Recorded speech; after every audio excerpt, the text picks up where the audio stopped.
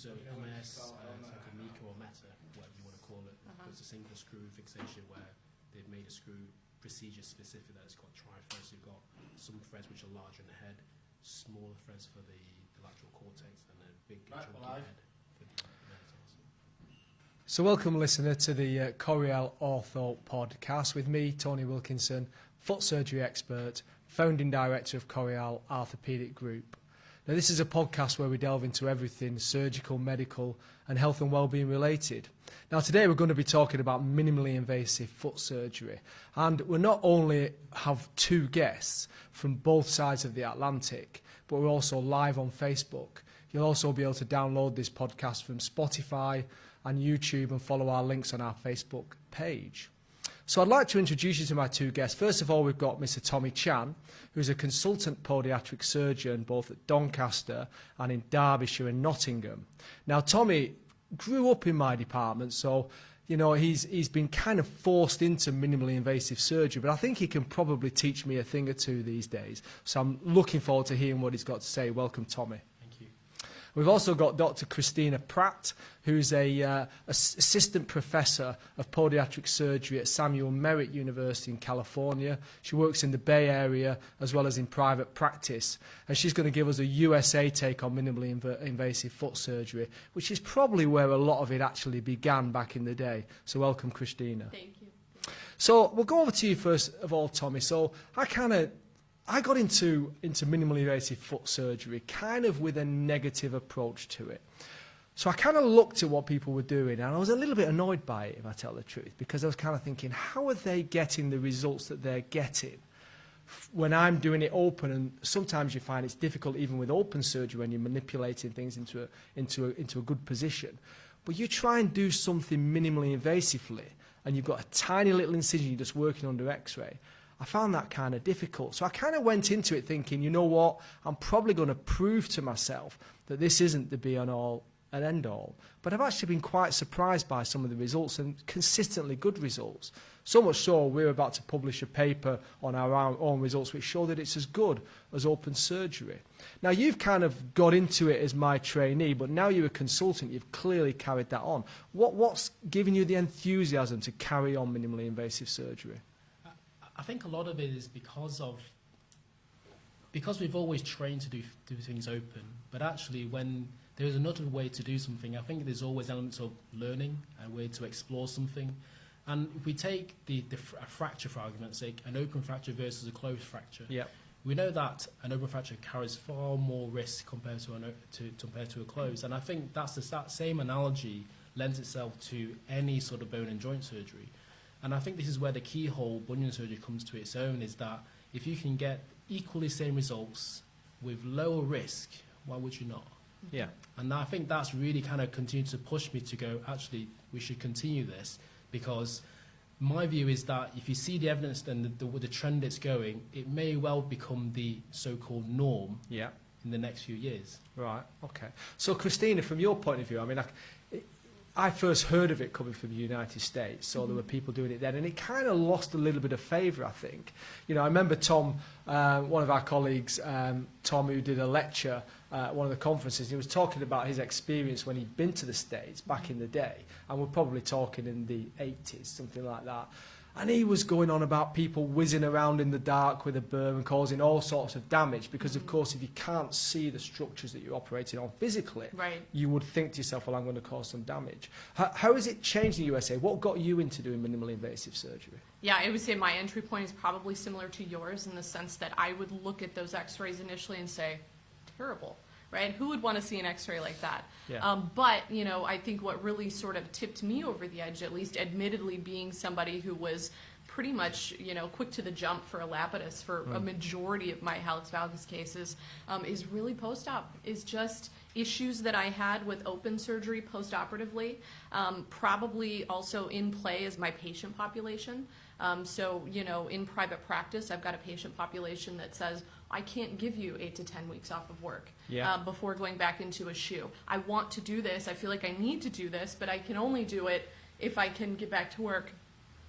within 2 weeks, 4 weeks. Yeah. And so me starting to think about how do I then best meet the needs of my patients and still abide by, standard of care, I started saying, well, I can't be a naysayer if I don't really know. So I started doing a few MIS courses and really trying to look at differences, not only in post-op outcomes, but intra-op obviously as well, and said, okay, I think that this is worth a try. And I think that that's a lot of the way that people in the States are going with it. I mean, we see so much hardware innovation from company after company after company just consistently, and it's hard to keep up.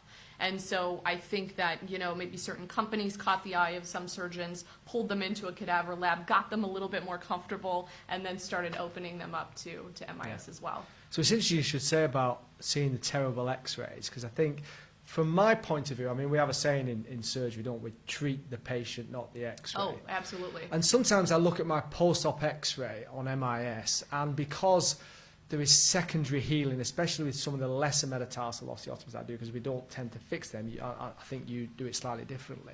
The x-rays kind of don't look as good as I would like. They don't look as pretty as what they do when I've done open surgery. Do you find the same, or? Oh, absolutely. Absolutely the same. But I mean, to exactly what you said, we treat the patient, not the x-ray. I think that some younger surgeons in the States, the way that our board certification process works, all of those cases have to get submitted and reviewed in order to become surgically board certified. And so that is, in all honesty, that's a scare away for some of our younger surgeons in approaching or getting into MIS. So they're frightened of the board seeing their x-rays and judging the x-ray rather than judging the clinical outcome. Exactly, because that's really all they're getting is just pre-post-op x-rays for review. So yeah, that can be a concern for some newer surgeons. But I mean, I think that, focusing on the patient, like you said, and not on those x-rays, they're never going to look pretty, right? They're not healing with absolute stability. There's going to be some sort of ugly bone callus forming, right? They're never going to be pretty. But the outcome incision-wise is a heck of a lot prettier. And I suppose the one thing I've learned through time, because I've now been doing it for probably 5 years, so I've had the opportunity of seeing patients maybe a year down the line, maybe they come back for the other foot and we get a chance to x-ray their foot. Because of course the problem we've got as surgeons is we see them at 6 weeks for an x-ray and then you might not x-ray it again. Right. You may just say, well, it's all fine, get back to normal, but you don't see how it's changed. And I'm actually amazed at how the bone remodels itself, so much so, in some cases where you've done non-fixation surgery, like on a lesser metatarsal, you've not displaced it medial or laterally, it just looks like a normal metatarsal. It's unbelievable how the bone remodels, right? Yeah, absolutely. Okay, so the most common operation I think that we do in foot surgery is probably the bunion. The bunion, as we know, drives most of the pathology in the forefoot.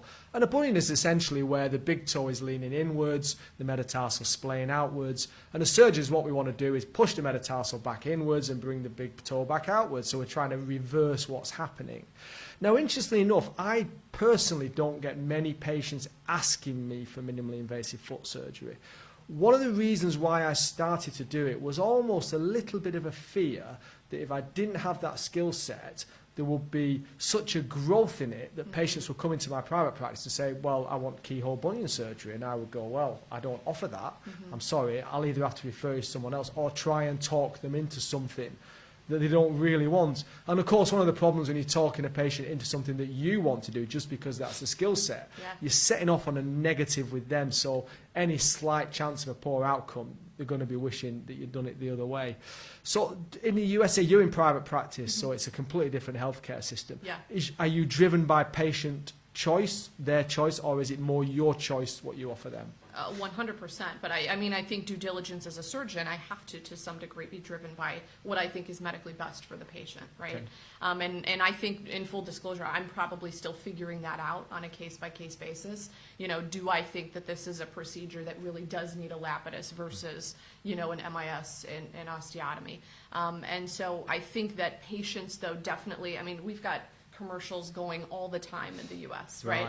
You need this bunion procedure. You need, Speak to your doctor about the bunion procedure. Yes, and so we have patients come in literally having watched the YouTube videos with their brochures and their printouts saying, I want this. I've watched it. That's exactly me. This is what I need. And you're right. You start off that conversation then on sort of the negative note or the dissuasion away from or towards what you think may be better. Yeah. And that conversation sometimes can get really tough because, you know, you get a bad Google review, or they're going to go to the guy or gal down the street and find someone who will do it. Yeah. So to some degree, my experience has been the same in the sense that, you know, I didn't want to sort of be left behind the cart that was running away for MIS as an option. Yeah.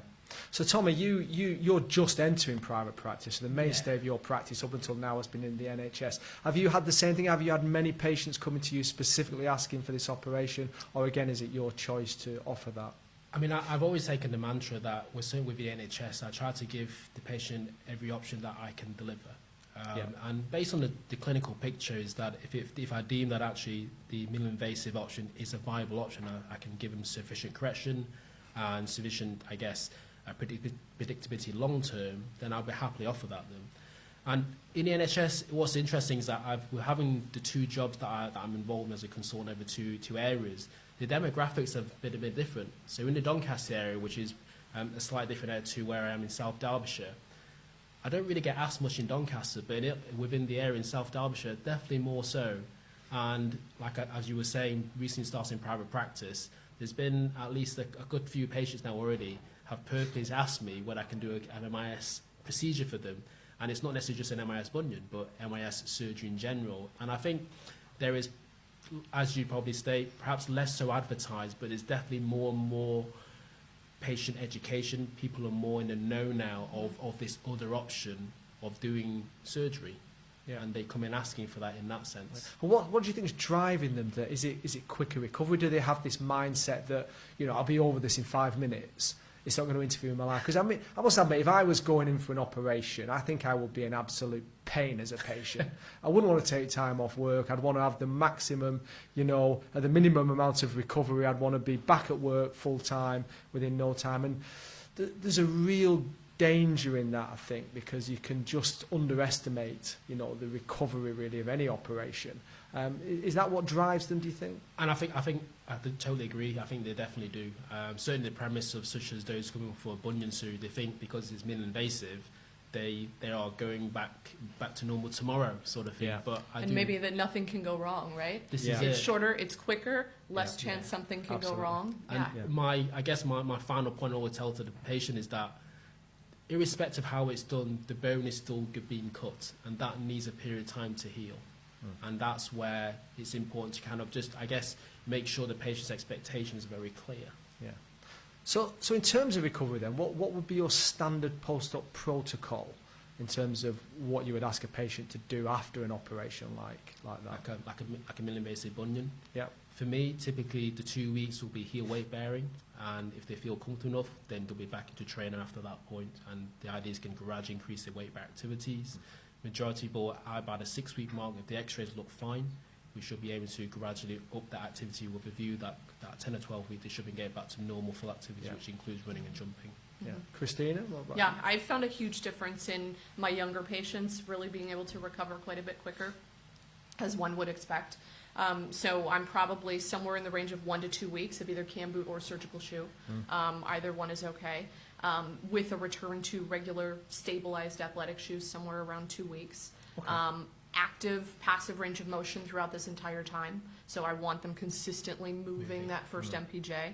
Yeah, I don't want to let things get a chance to stiffen up, right? If Yeah. one of our big benefits of doing it this way is preserving that motion. Yeah. I do have some patients that lean conservative and I don't want to touch it. I won't walk on it even though you said I could. And actually, I need them. And for the means of this osteotomy healing, right, and the way that we do it, we need that micromotion and we need them moving. Yeah. So I'm really trying to encourage patients to do that if they seem a little bit scared post-operatively.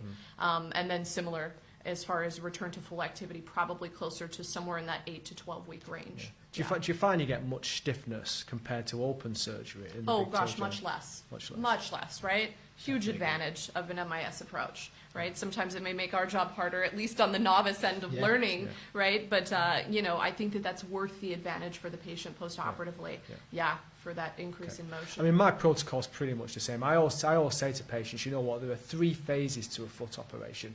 Phase 1 is the injury phase. That's when I put a knife into you and you've got a wound on your foot. whether it be big or small, takes around about 10 days to 2 weeks for that to heal up. Phase 2 is the acceptance phase. That's where I'm going to say to you, it's going to take you up to 6 weeks to get back to normal. They'll say, you know what, I accept that. Phase 3 is the frustration phase, and that lasts normally between 6 and 10 weeks. And 10 weeks seems to be the marker for me when most patients from most operations seem to suddenly turn a corner. It's really interesting. When I used to see patients at 8 weeks post-op, there'd be a amount of patients that came in with little niggles and moans about little bits of that. You change it to 12 weeks, it's amazing how that changes. And they come in and say, you know, if I come a few weeks ago, I would have been saying this, but suddenly it's improved. So definitely that does seem to be the case. So when minimally invasive bunion surgery came along, people didn't fix it. Okay. And there's still a few people in the UK that do it without fixation. In fact, I saw a patient the other day in my private practice who was a lapidus level bunion, so huge bunion, had an MIS, no fixation, but unfortunately had developed a complication, complex regional pain syndrome, which can happen after any operation. So it's not related to the bunion per se, it's just the injury from the surgery. But I was absolutely amazed at the correction. Now, I do follow another guy called Jamie Morel, who's in Spain, and he does this resolute podology, I think they call it, resolute procedure. And again, it's just 3 tiny incisions, so he has a bunion incision, metatarsal osteotomy incision, maybe an aching incision, and a lateral release incision. Doesn't fix them. And some of the pictures he shows are amazing. Now, most of the complications I get are fixation related. Either the screw's a little bit prominent, or you get a problem with the metatarsal blowing out, so the metatarsal fractures because of the fixation that's in there. What are your thoughts on not fixing a bunion? Would you consider that, or do you always fix them? I would say I fix them. I fix them 100% of the time. Yeah, and I mean, I'm even in that camp when it comes to lesser metatarsals still, right? Yeah. So, you know, to me, there's some comfort and reliability on having that stable fixation in there. You know, I don't know that you know, like I said earlier, admittedly, I'm still sort of maybe on the earlier progression of my entry away from fusion and into MIS, but I don't see what would push me all the way to the edge of not fixing. And you know, maybe fortunately, or maybe it's the fact that I haven't done as many, but, you know, hardware irritation hasn't been a humongous problem. I mean, we can talk later about things like the medial shelf and whatnot. That's been a bigger problem for me as far as irritation. So. Yeah. Okay. I think for me it's that sense of if you've got it's having control of correcting a deformity, and the only way to control it is having some form of fixation in there. I mean, I think on balance you can probably heavily strap someone enough and potentially mobilize someone enough, and you may get away with no fixation, but that kind of flies in the face against sort of AO principles. Yeah. You know, you want some sort of stability, because the premise of what you're doing, you've essentially caused a fracture. So I don't think I would, certainly for the first ray, given the importance of function, that I wouldn't fix it. Yeah, it's I'm kind of sitting on that, bit irritated by it again now, because it's like, how are they getting such good results without fixing it? But I know that they do bandage the toe into the opposite of a bunion, so into a varus, and whether that's applying a force retrograde to hold the metatarsal, but they're still kind of getting them back to more normal footwear after 2 weeks, and I'm struggling with it a little bit.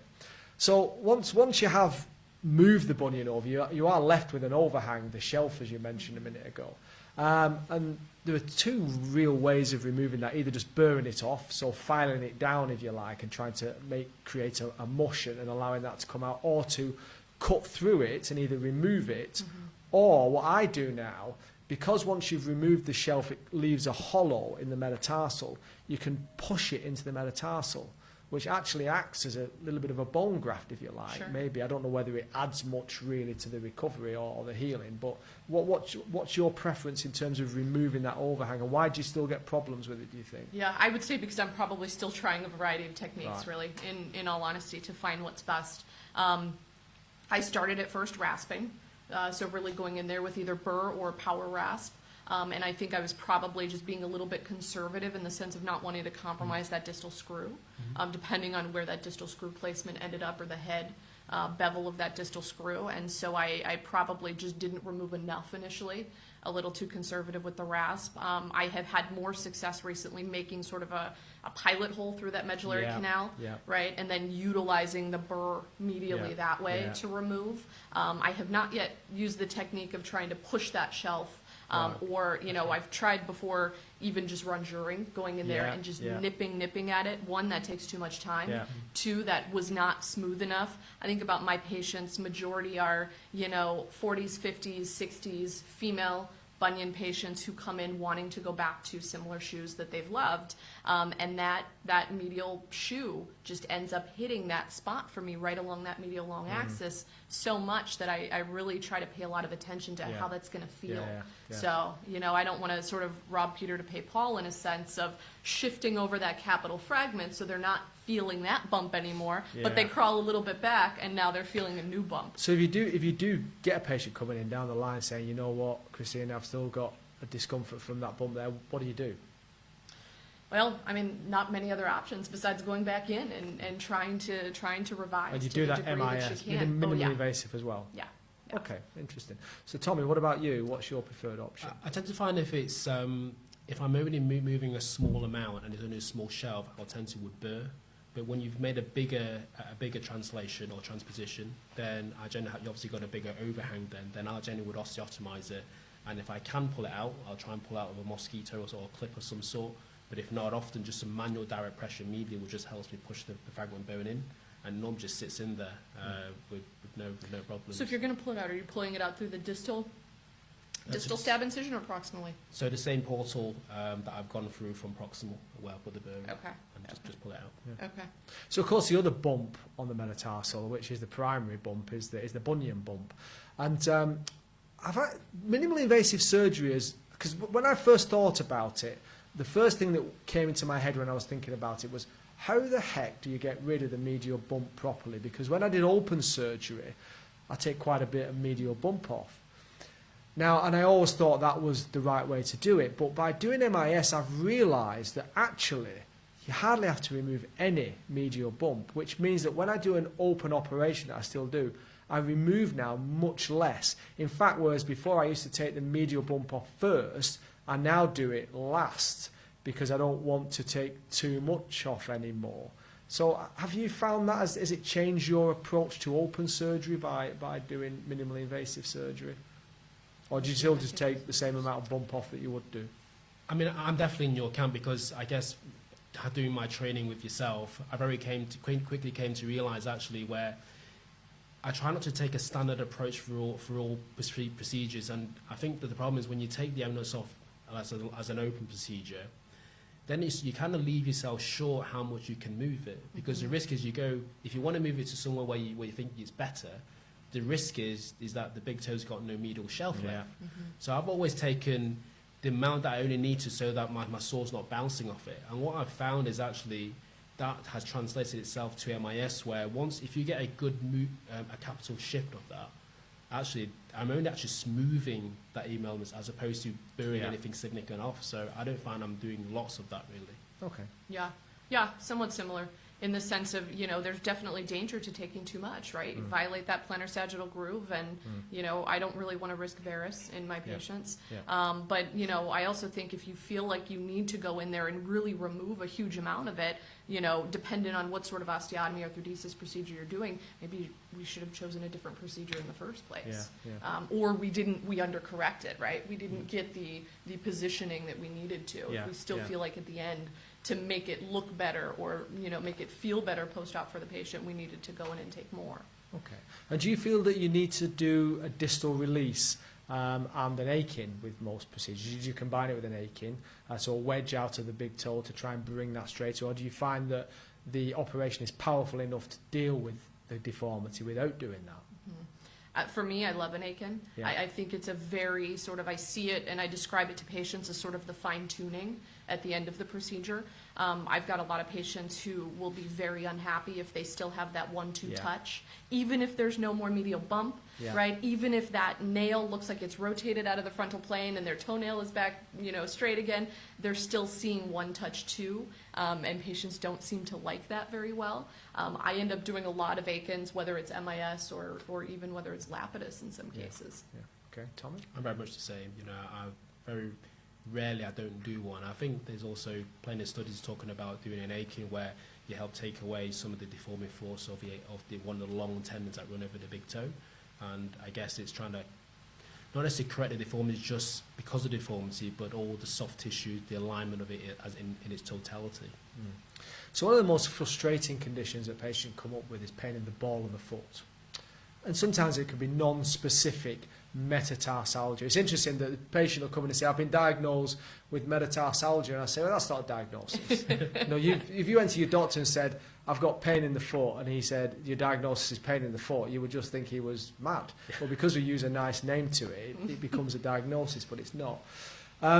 And we think about the anatomy and the parabola, as we call it, the lengths of the metatarsals often as podiatric surgeons, and talk about whether metatarsals are long or others are short. And sometimes it's really obvious that there's a long metatarsal. Often it's not too obvious, but you might look at the first and fifth and think, well, that's a little bit short compared to the second, third and fourth. And we go ahead and do osteotomies, cut the bone and shorten the bone to try and take the pressure off and lift the bone up a little bit. Now, the operation I always used to use was a Weil osteotomy, so named after Lowell Scott Weil Senior. I think there's now a junior and a Lowell Scott Weil III, so it's obviously really running in the family. Thinking about that for my own family, actually. I wish I'd gone down that route, but never mind. But I hate the Weil osteotomy. I don't know what about you. I went to the ACFAS conference a few years ago, and Lowell Scott Weil Jr. was doing a lecture called Think a While About the Weil. Which I thought, well, if he's saying he's got a problem with it, then there must be issues with it. And the reason I don't like it is that I reckon at least 50% of toes float off the ground. It drives me insane. And I don't truly understand why that happens. In what I mean by that is that I can do the exact same operation on 2 different people and they get 2 completely different outcomes. And it's very hard to predict, I think, whether a toe is going to float off the ground or it's not going to float off the ground.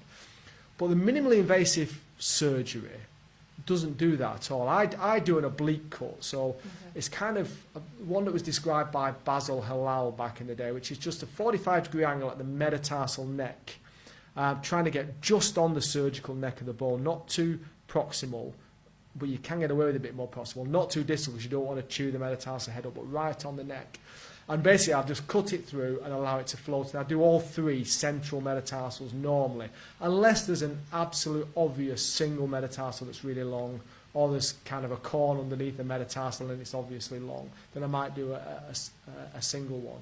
So you were telling me, Christina, that you fix them. Now, I'm trying to think how I would possibly get a screw percutaneous into a lesser metatarsal in such a small space. How are you doing it? What's your technique? Yeah, so I mean, I still have, I would say, probably at least a 5mm incision. Okay. Yeah, on the dorsal aspect. So it's aspect. not truly not MIS in the same way as we were talking about before. Sure, and slightly semi-open. this is full disclosure. I hate the terminology MIS, right? Right. Okay. What is MIS to you, to me, to you, right? Yeah. Maybe we should really be using more terms like percutaneous. Yeah. And so, my MIS may be 10mm, yours may be 8, yours, Yeah. And so I find that, I hesitate to call, some, especially when I'm talking lesser mets. I will approach that, though, consistently in the way that I tend to do them isolated, only where I feel needed, versus approaching it across the board 2 through 4. Yeah, and it takes me quite a bit to see, a defect or a difference in metatarsal parabola to go after those lesser metatarsals.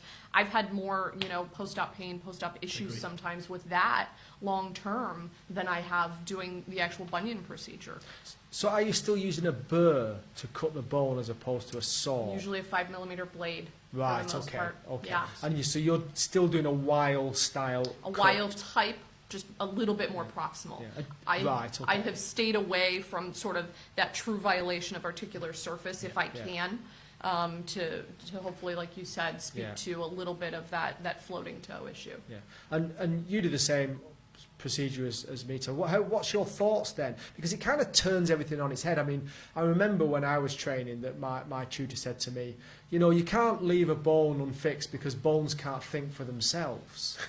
And it kind of made a lot of sense to me at the time. You know, I want it to end up where I leave it. I don't want it to move all over the place. Yeah. But I suppose with the true minimally invasive, so just doing through a stab incision at the neck of the bone and being completely still engorged in soft tissue, it kind of does find its own level. And I've actually been quite blown away with some of the outcomes, especially for those persistent central metatarsalgia that's been non-specific, not really had a true diagnosis with it, not been an inflammation of the joint or an IPK under the metatarsal head or even a neuroma type pain. It's just been a non-specific pain, and they've done really well with it. What are your thoughts on that? I totally agree with you. I think I'm very, very selective with the open procedure because I've seen those that don't do well, and you know, everyone has these sort of complications with it where people just struggle with pain, and it's just very, very hard to predict those outcomes. And I think the key thing with the MIS lesser met osteotomy is that you don't violate the soft tissue, which you've kind of really hit the nail on the head, is that everything remains pretty stable. And actually the risk of a non-union is virtually negligible because it's no worse than essentially having a stress fracture in that sense. Yeah. Granted, I think because you're not fixing it, there is more swelling. But the default of having how you made the bone cut is that we want them to weight bear on them pretty soon. And the idea is that weight bearing process is what gives you your bone contact. Yeah. Sure. Okay. So you're putting a lot of reliance on ground reactive force then in your patient postoperatively doing what they need to do for that. I guess I have a little question in the sense of, as someone who fixates, you know, part of my fear in not fixating is risking transverse plane over time of those toes. The most difficult thing in my surgical practice, I will say, for me, is transverse plane deformity of lesser digits. So it's interesting you should say that, because the go-to treatment, if somebody's got adducted toes or windswept toes, so adducted towards the big toe or windswept away from the big toe, my go-to is 2, 3, 4 MIS osteotomy to realign the toes. And it seems to work really well because you get a decompression effect of the metatarsal. And sometimes I will combine that with a small MIS burring, a wedge burr, on either the medial lateral side of the toe, depending on which way I want to fix it. And I don't fix those either. Okay. I mean, we're funny with it. We was talking to the theatre staff, and I said to them, you know, all this money you spend on fixation, all you need is a set of Steri-strips, cost you about 3 pence, and you don't need anything else. It's come full circle. I mean, for those particular deformities, I seem to do really well and get away with it. Okay. And that is the same for me in that sense. Because I think when you've got especially multi-digital deformities, is if you start opening them all up, there's a lot of swelling and a lot of unpredictability, and that's it. That which is always the worst in surgery, is that you want to make things black and white as predictable as possible. And I guess by only doing an osteotomy as such, you're not violating anything else. There is elements of, I guess, how good your overall reduction of the deformity is, but then nature will take over at that point. Yeah. Where once you reduced it, your bone will heal in the pursuit that used to be left. I mean, I must admit, we talk about minimally invasive being less pain and swelling, but I do think that some of the lesser metatarsal MIS that are not fixed do take longer to get over, because you do get some clicking for a little bit of time, and it's hard to come to terms with that first when you're not used to seeing that postoperatively with fixed metatarsals. But they do seem to do well over time, and like I say, once you see them a year down the line, the bone's remodeled. It looks like you haven't even been there and done anything. I suppose that the next stage on from doing these sort of procedures is actually going into fusing joints, so doing big toe fusions or midfoot and hindfoot fusions. Now, for me, that's a big step. I've started to do that. I've done a few MTPJ fusions, so big toe fusions. I've done a couple of second MCJ fusions, and now I've done a few TN fusions, so hindfoot fusions.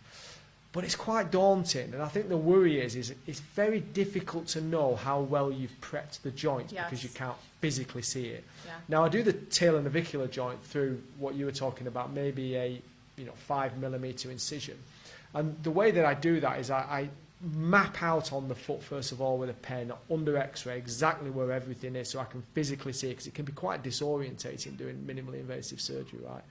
Once I've mapped it out, I make a small incision, and then I just put an elevator into the joint to feel the joint, to get a feel of where the bone is. And then I put a distractor on it to gently open it up and then just burr it down as much as I possibly can. I then do put a drill through the hole and fenestrate it with a drill, and sometimes a little tiny osteotome, and try and fish scale it. Yeah. But I always feel a little bit left, even though it looks all right on the x-ray, you're not quite sure whether you've done enough. And, talar navicular is prone to non-union as it is. Right. Now, fortunately, I don't seem to have had a non-union in the ones that I've done. Have you ventured into the bigger fusions with it yet? Is that somewhere you want to go? Do you see a future for that? Oh, I absolutely see a future for that, right? Especially as instrumentation advances, right? And sort of the ability to get in there with instrumentation, smaller instrumentation, easier. I have not myself started to do, MIS, if we want to call it, arthrodesis procedures, but I definitely see it getting that way. And I think, the reliance then is really on really trusting fluoro. And MIS has taught me that. I am sort of, I want to see it to believe it type of a person. Yeah. And so MIS has really taught me to sort of trust fluoroscopy more. I'm probably not just there yet. Okay. Tom? Again, the literature is definitely going there. And for me, the MTP joint fusion, I was saying this morning, is that within the UK, we haven't come across a screw specific that gives us compression yet. And then, until I was literally this morning, where I've managed to meet one of the companies who provide one of these screws. And I think by having, to some extent, that industry that catches up with it will open these doors. But again, you tend to see these trends where, as manufacturers innovate more and more different screw fixations, that often goes in trend with these sort of procedures. And I think, again, that's going to be likely the future. Yeah. I was saying earlier within the workshop is that we've always done things open, but you tend to see many surgery in general is going either laparoscopic or arthroscopic or keyhole, and that may well become the primary procedure, the gold standard first, and then actually in time, should you have a problem with it down the line, you need to be revised, and that's perhaps when we default to an open. And it kind of goes against the grain, it's kind of turning everything upside down, isn't it? Yeah. But I totally think that is where it's going to be. Okay, so I suppose where MIS really comes into its own is in the medically compromised patient in some way, whether that just be that they're obese, whether they've got a lot of swelling, lymphedema, that type of thing, whether they're immunocompromised and therefore there's a risk of infection, or the big one is diabetes, right? So there's lots of applications for diabetics in terms of whether you can treat ulcerations by just doing floating osteotomies, by removing bone that's infected through a smaller portal, through to doing a full Charcot reconstruction where using MIS, which is something I've not quite ventured into yet. What's your thoughts, Tommy, on the diabetic foot then? Where are you at with that? I'm a real big advocate for it. So my job in Doncaster is probably about 30-40% of it is heavy limb salvage work. It's growing, isn't it? It's definitely growing, and it's not so long ago where a patient with a lot of comorbidities, significant lymphedema, it just was one of those patients, if you had a choice, you would not want to open. And that was the scenario where MIS came to its own, where I did an osteotomy of essentially doing an intrapedal amputation for a metatarsal, and then I would remove the infected bone, knowing full well that if there was any fluid in there that was undue, then I could always open it as a backup, but it wasn't. So then we managed to manage a situation that could have been very tricky in keeping the risk to an absolute minimum.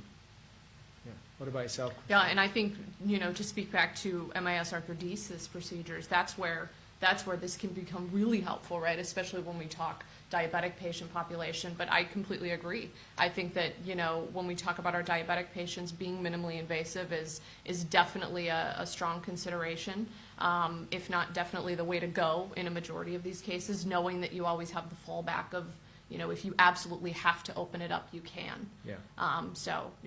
Okay.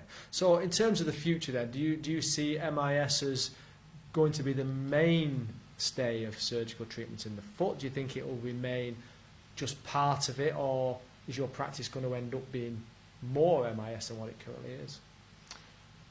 I think it's going to continue to grow. I do see this as being something where, we're going to see more and more, if not almost all of us, jumping on this because it's, like you said, it's starting to integrate into various other procedures besides just elective surgery, and I think even back to the point of diabetic foot surgery, totally different world, right, than elective foot surgery. And so I do think still that those get approached with different considerations, obviously. But I think in both of those worlds, we are going to see MIS continue to grow. Yeah, I mean, the mainstay is that you cause less trauma. I mean, that's a given. And I think where there's a way to improve patient outcomes to reduce that risk, it begs the question, why would you not be going there? And general surgery is a prime example. Everything's laparoscopic now. Mm-hmm. So, and why would foot and ankle surgery be any different? Yeah. If there's a procedure that can give you equal clinical outcomes, radiological outcomes for argument's sake, then why would you do it open? Yeah, and I think I do feel the same. I think my practice has definitely grown. I mean, I did make a bold statement last year at the conference where I was presenting that I will probably not be doing a scarf aching osteotomy in a couple of years' time. I'm not quite sure I'm 100% there, but I am definitely edging towards that. But who knows? Well, thanks very much for your time and your expertise, especially during the conference. And I hope you enjoy the rest of the conference. Thank you very much. Thanks for having me. Thank you. You've got a choice now. Would you like to continue it going live for yourself rather than switching streams? Yeah, you can stop it or just keep it going. Just keep it going. It's still going live. Yeah. Whatever you want. Yeah. Yeah. If you guys want to just jump in onto it. Just keep taking the chairs away. If you just take one of the chairs, is it just one of these? Right, can you make sure the position lights? Yeah, that's right. Are we live? There we are, yeah, can you hear me? Yeah. We can hear you? Or can they hear us? Or no? Yes. I was just wondering, I have a question. Okay, yeah. How many, I think this question should be right here. it's about the MIS one. How That's many MISs get, whatever, converted into an open, do you think? Like yours or? Oh, well, so you mean I've started off as an MIS and I've ended up going, oh, I crap. can't do it, yeah. One. Okay. Yeah. I was just wondering. First one I ever did. Mhm. And what's interesting with surgery is it's not physically the surgery, it's the not knowing what the outcome is when you've intervened down the line because you haven't got that experience of the post-op situation. So you're kind of really nervous about the post-op situation and therefore you're second guessing yourself. And I think on that first one I just hit a little bit of panic and thought, I just have to open it up and make sure, almost to make sure that this is okay. Yeah. And make sure that we've not got a problem there. Right. And I kind of regret doing that at the time, but the patient did get a good outcome, fortunately, so there was no problem, but I've not had to do it since. So I think it's preparation, planning, take your time. You've got to accept the learning curve. Sure, yeah, that makes a lot of sense. Do you undertake MIS yourself? Have you ventured into that yet? No. Okay. And it is something that, especially with my Charcot recons, I thought MIS at first, I kind of fall into that category, but it's maximum incision surgery. Yeah. But I think for the diabetic patient, my incisions are getting a lot smaller. Right. And I think I'm really, limiting how much exposure for those patients. Yeah. Okay. But I know that there's a lot of people who do MIS for Charcots for joint preps, and I did a couple cadaver labs. I think I'm just not, ready to make the plunge. I feel comfortable with it, but Yeah. So we're going to move on to the next topic now. We've got Coleman Clougherty, is that what you say? You got it. And are you still Kent State University area? You're in private practice, aren't you, in that area? Correct, yeah. So I actually work for the Cleveland Clinic in Cleveland Clinic. in Cleveland, and do some teaching and stuff with Doctors Pratt and Clougherty at Samuel Merritt. Right, so we're going to talk to you specifically about the diabetic foot because, of course, diabetes is it's taking over. When I first started in practice, we've always had high-risk podiatry in terms of diabetes, but I wasn't really involved in the diabetic foot protection team. And since we became involved in that, 50% of my work now has become diabetic foot surgery, and it is increasing. We did a recent audit about post-operative follow-ups with a diabetic foot. And normally an elective patient, so you come in for an MIS bunion, I see you at 2 weeks, I see you maybe at 6 weeks, and I might call you at 6 months and it'll be fine, everything's okay. Right. With a diabetic, the average was around 26 visits post-op, with one patient having over 250 visits, which is just unbelievable from a time point of view in the Wow. NHS. Yeah. It pushed my new patient. Now you're going to think this is mad coming from the Okay. USA, but if you came to me as a new patient referral, I wouldn't be able to see you for a year, Wow. which is amazing. Wow, It's okay. just ridiculous. Yeah. But that's just the way it's gone. But Sure. in the UK, we've got a prevalence of around 4.4 million people, I think, have got diabetes, with about another 1.2 million who are yet undiagnosed. Mm-hmm. And of course, we know that the complications of diabetes can start before you even realise you're diabetic. And it's one of these hidden diseases that people, they don't understand, they don't get it. It's always just a little bit of sugar. You know, Right. I'm only just mildly diabetic, that kind of mindset. I'm a little sweet. Yeah. What's it like in the USA? It is very similar, and I think it's rampant too. Obviously, we have a pretty large percentage of diabetics. I know our population is bigger in the States, but when I was doing my presentation, I had to pull some of those numbers, and it was astounding.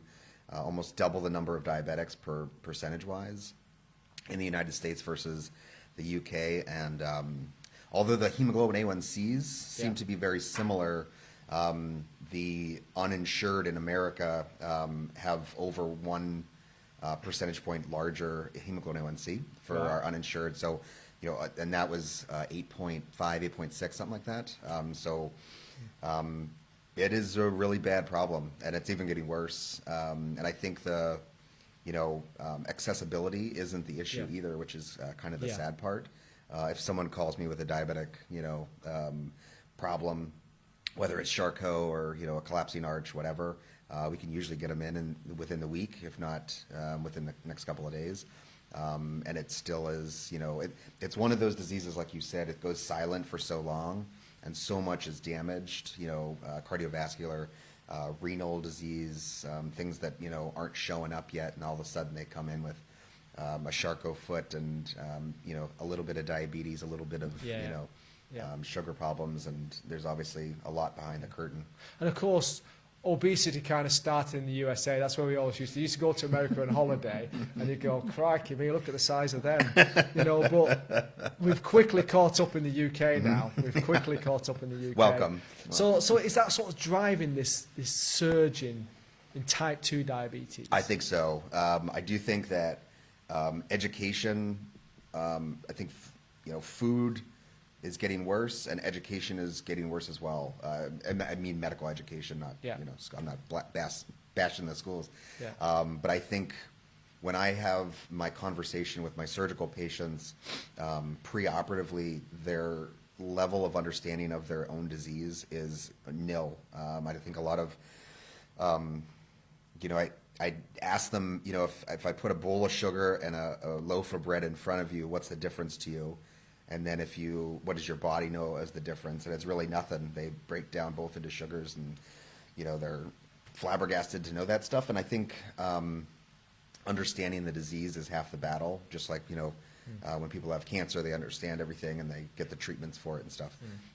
I actually once one of our infectious disease doctors in residency, I was rotating with him, and he said that he would rather have HIV than diabetes, because at least HIV you can control with medication. Which is kind of sickening. You wouldn't have said that in the 80s. Right, yeah. But you're absolutely right. Yeah. It's something that's treatable. It's not going to give you the same complications. You can have a normal life. But diabetes causes so much comorbidity. And people losing the limb, they don't understand that if you lose a limb through diabetes, the 5-year outcome is worse than a lot of cancers. Correct. And there was once actually the thing that came on the news on BBC News, and it was talking about a pop-up shop that came up in London. And in this pop-up shop was footwear. And people would go into the shop and they say, oh, I like that shoe and I like the other one. They say, yeah, I've tried that one on. So they give them the one shoe. Can I try the other one on? We don't have the other one. What do you mean you don't have the other one? These are the shoes that the diabetics cannot wear because they've lost a limb. So it was kind of a messaging that was quite powerful because it made people really think about limb loss. And I suppose the problem you've got, because people think, well, you know, you'll see an athlete who can do the Paralympics and run, just put a false leg on, they function normally. They don't get the fact that your cardiovascular system is so poor that you can't cope with the demand of only having one leg. Right. And once you've lost one, you've got neuropathy on the other side, chances are you're going to lose the other, right? The other one, yeah. Yeah. I forget, I think it's within 3 years, 50% maybe, Yeah. lose the other limb, Yeah. which is astounding, you know, number. And Yeah. what's frustrating on our side is, you know, we tell these people, they, you know, sit in our office and they cry and, you know, I can't believe this has happened to me. And then they, you know, either change their life around and you never see them again until, you know, years down the road, or Yeah. it's the same story a year later. See, I used to struggle when I would see a patient in the diabetic clinic. You know, they get an ulcer, and you say to them, you know what, you're only going to be able to treat this ulcer if you get the weight off it. So we'll put you into a cast, you know, for 6-8 weeks, total contact cast, get your weight off it. And I was kind of frustrated by the fact that patient compliance was so poor. And I've thought about this and analysed this. But you know, if you came to me as a patient and said, you know what, I need an operation on my foot, I would say to you, there are 3 phases of this operation. It's going to take you 6 to 10 weeks to get over the operation. Take that out of your life, get over it, get back to normal. You're back to normal. With a diabetic, we're saying, well, it's, you know what, I'm going to put you into cast for 6 to 8 weeks. Then we're going to get you healed. Then we're going to get you back to normal. And I can guarantee you within 6 months, you'll be back with another problem. And we're going to do the same again, and the same again, and the same again. Now, bearing in mind these people can't feel anything because they've got the neuropathy. You know, they could stand on a nail and not feel it's in the foot. You can kind of understand why they go, you know what, stuff it. I'm Yeah. getting on with my life. Yeah, that's actually a really good point. I never thought of it that way. Yeah. And you know, that brings up another point too of how long people will go with these ulcers. You know, months on end, years on end sometimes.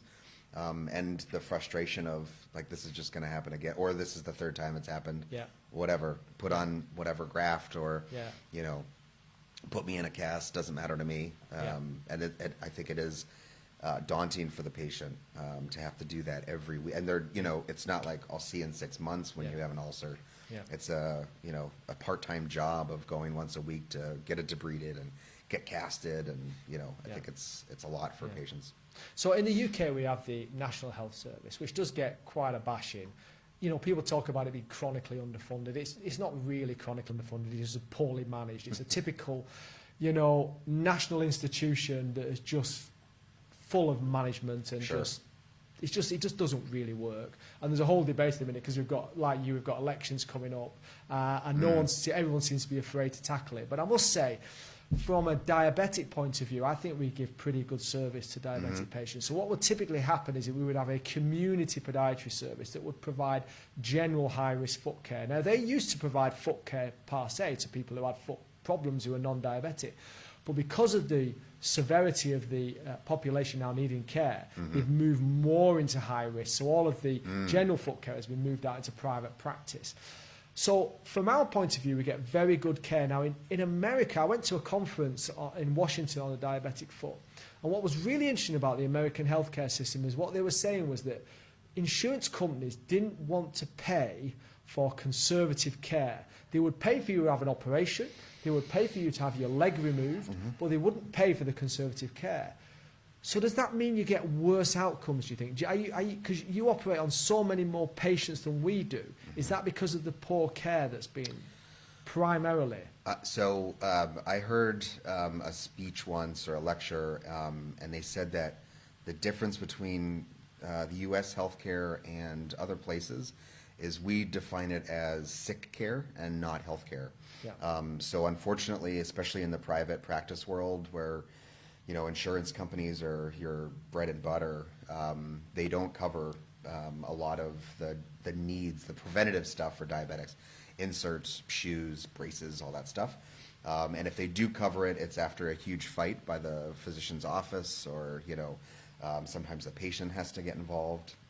And, you know, if we're not treating those preventatively, they inevitably will, you know, get an ulceration and stuff.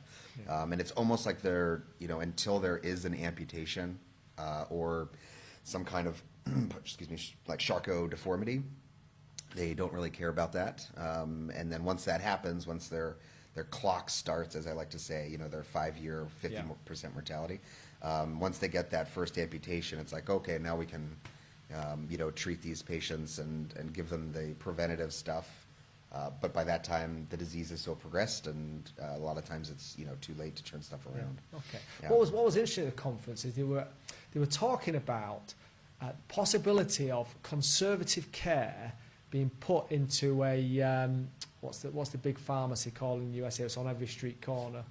Walgreens or CVS? Yeah, Walgreens Okay. or Yeah. something like that. They were talking about putting a centre into Walgreens that would provide conservative care for diabetics. So what was really interesting about that is it set off this debate of almost panic, that the surgeons were thinking, well, hang on a minute, if we have all these people in a Walgreens that's within 5 miles of everybody's practice, suddenly patients will dry up. We won't have anybody to operate on. Yeah. Did that ever happen in the USA? No, I think no, it did not. And I think the rapid growth of diabetics won't change a thing. It won't change a thing. Yeah, and I think and I don't mean any disrespect to diabetics. There's a lot of things that go into play. If they have uncontrolled diabetes, obviously they're non-compliant with their medications, and their doctor's visits and all that stuff. And obviously that goes right into their, taking care of their wounds and their ulcerations. It's all non-compliance. Like it doesn't, it's not like they're just not taking care of their feet or their legs. They're, globally affected. Okay, so when a diabetic gets numbness in the foot, they can't feel the foot, okay? So if you're walking about on a foot that you can't feel, then you can get injury to that foot, fractures, and then you can set off inflammation, and that can kickstart the Charcot foot. Mm-hmm. So I think that was first described for syphilis, because syphilis was the disease that caused numbness and neuropathy. Yeah. So it doesn't have to be diabetic related, but of course now it's more diabetes that causes a neuropathy. So you get the Charcot foot. So the foot becomes very hot and inflamed, can almost look like an infection, and then it starts to crumble and fracture, and the inflammation washes all the bone minerals out, so you get osteopenia, osteoporosis, and the foot collapses in on itself, and you start to develop ulceration. So the bottom of the foot can become rocker bottom rather than having an arch. So what do we do about it? What's your treatment of a Charcot comes into your office? What's your go-to? So I think with a diabetic or anybody with neuropathy, a hot or red or swollen or a combination of the above is always a Charcot until proven otherwise. And I think that's a big misstep across a lot of physician offices. It's mistaken, like you said, an infection or maybe gout. And by the time the antibiotics don't work and the foot collapses. So it is a immediate non-weight bearing. We put them into either a knee walker or crutches, depending on their athletic status, and straight into a total contact cast. Obviously, we just talked about non-compliance. Yeah. They're going to walk on it on accident or a little bit on purpose. So putting them in a total contact cast. And then I usually do every 3 weeks, 2 to 3 weeks, x-rays to monitor, make sure that bone isn't collapsing anymore, and then eventually into a crow once we have nice consolidation and the patient's inflammation has died down. Okay, so you seem to operate on a lot of Charcot feet. Now, in my practice, when I first started on the foot protection team, I thought I was going to be overwhelmed by Charcot, and I'm not.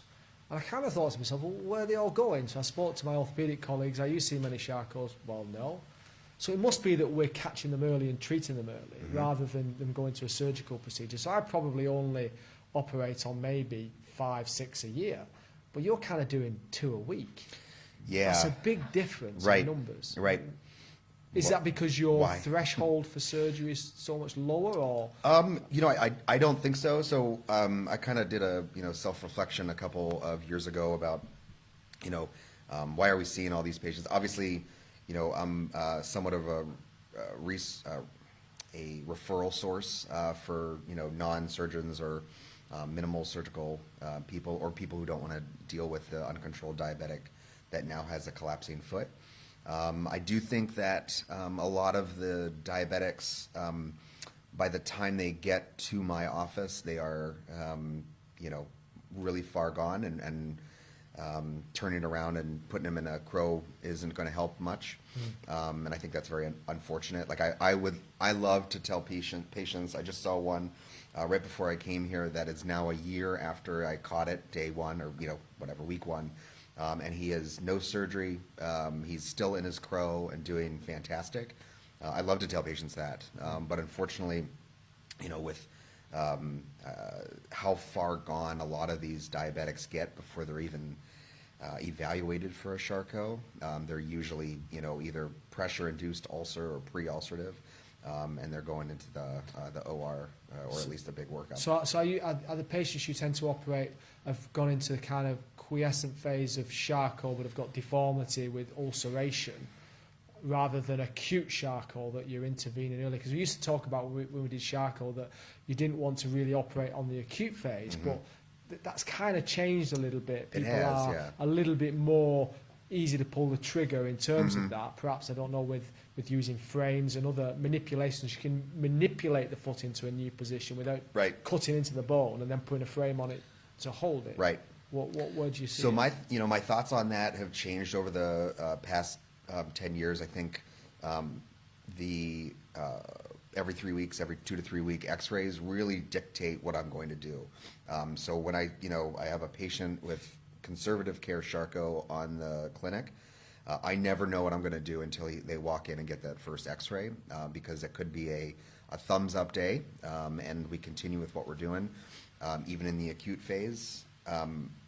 Or this is starting to collapse and, everything is breaking, we need to immobilize you because what we're doing is not working. And those are the patients that in the acute phase are, more aggressive surgical actions. And when you say immobilize them, you mean putting a frame In on a frame. In a Yeah, frame. yeah, sorry. So you're not making incisions on the foot. Correct, yeah. So we're just kind of doing some manual manipulation in the operating room, maybe try to, push bones to where they should be, pin them in place, and then a stabilizing, usually weight-bearing load, offload frame to allow them to, hopefully non-weight bear, but we know that they're most likely going to, so it's usually a pretty stout frame.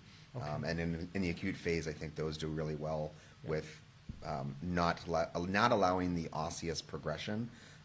They still go through all the inflammatory and erythematous phases, so it usually does come with some pin tract infections because that's swelling back and forth. But it's also better than having an enormous gaping wound on the bottom after they collapse in the midfoot. Yeah. So when you put a frame on, I mean, in the UK it seems to be quite a specialist area. I mean, in our orthopaedic department we have one orthopaedic surgeon that seems to do frames, usually for trauma, so it's post-tibial fractures and things like that. And so it seems a little bit daunting to put a frame on. How steep is the learning curve for a frame, and how many do you need to do to become competent at it? That's a great question. I think the learning, it's a very daunting. Everything about it seems larger than life. There's 15 trays that come into the operating room. Everything looks dangerous. There's pins and wires that are all, so I think a lot of physicians don't like to jump into it because it is, they'd rather give that to somebody else's problem kind of thing. I think, after doing, 15 cases or so, I think you should probably feel pretty comfortable with it. The first 10 are probably going to be pretty difficult, trying to get a rhythm of putting them on. But I did that course this morning on it, and I think, what I said to the group was having a systematic way and having all of your instruments or utensils already, laid out makes everything kind of go a lot quicker. And I think that's one of the problems that surgeons have is this is going to take forever, and I think that turns a lot of people off. But I think after about 10 to 15, people usually start to get real comfortable with the placement of the wires. It's all running through your head, all your safe zones, and eventually you get the hang of it, so to speak. Yeah. I suppose it's a little bit of a catch-22 for us because I've already said that we're not seeing enough Charcot to do it on. We don't get the 10 or 15 to be good at it, so you're kind of caught in this. This trap of not being able to be good enough at doing it, although you know, for me, I'm kind of getting over the hill a little bit, but my colleague Tommy Chan, he's young and dynamic, and he's keen to get into that. So perhaps it's something we really need to be looking for. Perhaps education on, you know, when to refer Charcot in. I suppose people not realising that something can be done early on, it can be a bit of an issue as well. Yeah, and you know, I've had a handful of patients that have, you know, come to me and said that everyone they talked to said amputation, you know, and it's although that's the case for some of the patients, you know, there are things that aren't, you know, an automatic amputation, and that can be, you know, salvaged. Like we said in the very beginning of this, losing their leg is a huge shock to their entire system. So, you know, and patients have a huge mental tie to their body. And I think it was Ruckus in 2017 did that article about how diabetics in the United States would rather die than lose a limb. And I think that was really telling to like how these patients, they're not just, you know, a patient that has a disease, like they have, you know, these emotional ties to things. And most of those patients have seen a family member, a loved one, go through the, you know, they got an amputation, 3 years later, they were no longer here. And I think that, you know, that is in the back of a lot of people's heads to prevent them from, you know, wanting an amputation. So, you know, it's kind of our job to step in and say, that is your only choice or not. I mean, it's interesting, I've had a few patients who would rather have, I mean, I operated on one patient yesterday, and we did a triple arthrodesis for a varus hind foot. So, I mean, essentially what this guy got was an ulcer over the base of the fifth metatarsal, got infected to bone. We ended up having to remove the base of the fifth metatarsal and pack it with antibiotics. He ended up getting an inverted foot. We've had him in a total contact cast for a year and struggling to get it healed up and down. And so there was a conversation, well, if I cannot get this healed in a total contact cast, what's the point in straightening it if it's not going to heal non-weight bearing? He'd been very compliant. To top it off, he'd had vascular issues, so he'd had a bypass graft for that, but we did get it to heal. And but he was, we almost had to talk him into then trying to salvage the foot, Right. Because he kind of gone down the line, well, I've had enough of this. I'd have a year of being in a cast, and how long do I need to go through the next phase? And my take on it was, well, we'll probably know within 12 weeks whether this is going to work or fail. Something will go wrong in that first 12 weeks, and we'll know. So you kind of know worse off, because knowing that if he lost one leg, he might lead to the other. So so you do get that kind of thing. But I fixed that internally. So the ulcer was healed, I fixed it internally. And most of the ones that I've dealt with have had quite severe bony deformity, so the foot's collapsed. What was always a bit worrying to me initially was how aggressive you have to be sometimes to remove the bone. And it kind of a bit flies in the face of people who do it MIS, because I know how aggressive I've been to remove bone to try and move the foot back into a good position. I'm kind of thinking, well, how do they do it? How do you do it at MIS then? It's just another annoying thing about MIS, really. But then I've gone down the route of putting beams in, so putting a beam all the way down. So if you think of a piece of concrete, and you put an iron rod in it, it's kind of working the same way. The beam is down the metatarsal to try and hold it. And you would think with the size of them, these will never break. You do get breakages in metalwork failure. When do you beam it and go internally, and when do you go for a frame? What's that's a great question. I think I really have two types of patients for Charcot. The first type will be our no frame patient, let's say. So those are the patients that have a very stable Charcot. They went through the process. They just have a rocker bottom foot, in a crow, in pain, you know, whatever the case may be, and need it fixed, ulcer free. Those patients I'll go straight to beaming. So I'll do the joint prep just like I normally would. I'll do I compare it to rebarring just like you did, ironically, to patients, and you know, throw them. Make that triangle from the medial, lateral, and subtalar joint for the stabilization for it. The other group is the very unstable Charcot, meaning that they either have a wound, they're in the acute phase, or just a floppy foot, so to speak. And those patients I will stage. So I'll put them into an external fixator, maybe joint prep at that time. Just depends on, you know, how swollen, how acute they are. Cut out the ulcer, do a osteotomy or, you know, closing wedge to reestablish that arch, and I'll throw a frame on and keep that on for 3 months. Okay.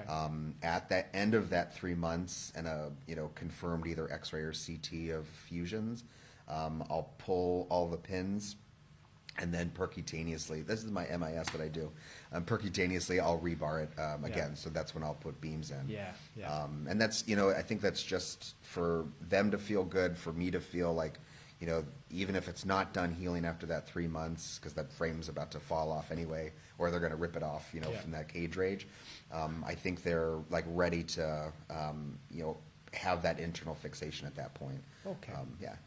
So in terms of, so most of the Charcots that I've dealt with have been midfoot, so the arch has collapsed down rather than being hindfoot where the ankle's gone.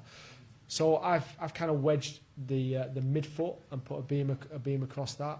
So if it was purely midfoot, would you fuse a subtalar joint to get that triangle? Or so I've only done it where I've done the midfoot. And interestingly enough, if it's been like a navicular cuneiform collapse or a first metatarsal cuneiform collapse, and even though I've driven the beam across the talar navicular joint, I haven't always prepped the talar navicular joint. My thought process is, well, it's not collapsed out, it's a straight joint. So if the beam's going across it and the other's fused, that's going to be stable. Yep. Would you think like that, or do you prep it? I do. I also am a, you know, if the midfoot Charcot, I kind of am in the biomechanics world of, I think the subtalar joint motion is going to be detrimental to us in the long term. I think Patrick Burns out of UPMC, I think he wrote an article about the subtalar joint fusions with the midfoot and then the isolated midfoot, and the subtalar joints doing long term a little bit better. I think, you know, their range of motion is going to be shot regardless. So I'm a big proponent of doing the subtalar joint in combination with the midfoot. And especially, you know, if there is an ankle joint involved in the Charcot, which I see a lot of those, that is one, you know, 10 out of 10. It's also getting a subtalar joint fusion too, because the, you know, that motion and stuff. So you're not doing anything with the ankle joint as such? For an ankle, yeah. So if you thought there was change in the ankle joint, you would do the subtalar, but not the ankle. And the ankle. You Sorry, do that. Yeah. Right, so and usually those are, you know, nails or external fixators, whatever. But Okay. you know, to have a very solid rear foot, and then usually osteotomize that midfoot to allow for some motion. So are you prepping the subtalar joint? Yes. Okay. So I did a lot. I was a non-subtalar joint prepper for a while. Okay. And I noticed that you know, sometimes they fused great, not prepping it. But I did notice that when they did fail, they were almost always right at that subtalar joint location. You know, that little area just like kind of cracked off, and having to take those out were, you know, always a pain. So even if the ankle joint fused, that subtalar joint still range of motion. So I went to prepping the subtalar joint a few years ago, and I haven't changed since then. Okay. So how much of your practice is diabetic foot, and how much is just elective problems? I do probably 90% of my practice now is diabetic foot. 90%? 90, yeah. I occasionally get the trauma, or which I guess isn't elective either, but a couple, you know, elective things here and there. But they've, you know, working at the clinic, they've kind of put me into a, you know, a Charcot lane or a diabetic foot lane. And we've been running there for quite a while. So got a lot of uncontrolled diabetics that we're, you know, And trying do you enjoy that? Because when we do the vascular ward round, and you go onto the vascular ward and you're like, my goodness me, it's so depressing. You know, it's just, and I say to the vascular surgeons, you guys must just be depressed. I mean, I do a nice, easy bunion. Patient comes in, thank you very much, you've been brilliant, you get great reviews. And Charcot, I mean, you're just married to them, aren't you? Yep. They just never go away. Diabetics, you're married to them. And the vascular cases, it's just, I don't think I could cope with doing 90% of my work. Yeah. So do you not feel like you're becoming de-skilled in the elective work? I think, you know, I I still am I'm very involved in the residency. Right. So I run most of the cadaver labs for them, and Yeah. I go straight into doing electives as soon as I can Yeah. to kind of get my break out of the diabetic Yeah. foot. I really enjoy it, although they are a very tough, population to deal with. Yeah. You're not only with the patients, but their health, their social and economics are not all the times great. Family dynamics are not always great.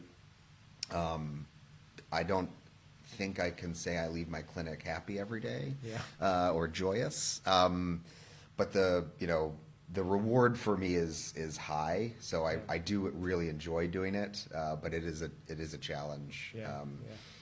And that and add on to that, knowing that 90% of my cases most likely will be compromised due to their diabetes. So in the UK we have an MDT, okay, and we work off the NICE guidelines, 19, which essentially says on the MDT there should be a vascular surgeon, there should be a podiatric or orthopedic surgeon or a combination of both. Ideally should be an endocrinologist, and then there's the add-ons, microbiologist, orthotist, community podiatrist who does the routine care. And there's certain guidelines that we try and meet. We're actually not fully meeting NG19 in our NHS trust just because we don't have enough. We should have a weekly MDT where we only have it bi-weekly. And it's easy in the NHS really because all of those people work for that national institution. How does it work in the USA? Do you do the same thing? How does it work in private? I think medicine? I think it's very hospital and practice dependent. For me, I'm very blessed where almost 95% of my patients probably I am taking care of this problem, and all of the people that are also taking care of them all work at that hospital too. And we have group epic chats and all that stuff to discuss everything. And do you see patients together? So no. you're all in the room, not in the room No, together? so that's kind of like a practice that had gone away, unfortunately. Okay. I think when we do have a very, very, I don't know, troubled patient or someone who is at the fork in the road of limb salvage versus amputation, I make it a point to bring as many people into the room as possible, not to overwhelm them, but just so they know that we are all talking about what's best for them, because it's a big emotional roller coaster when the patient comes in and they're told they're probably going to get an amputation, or they have to have this huge surgery or whatnot. So I think it has become something that we do for the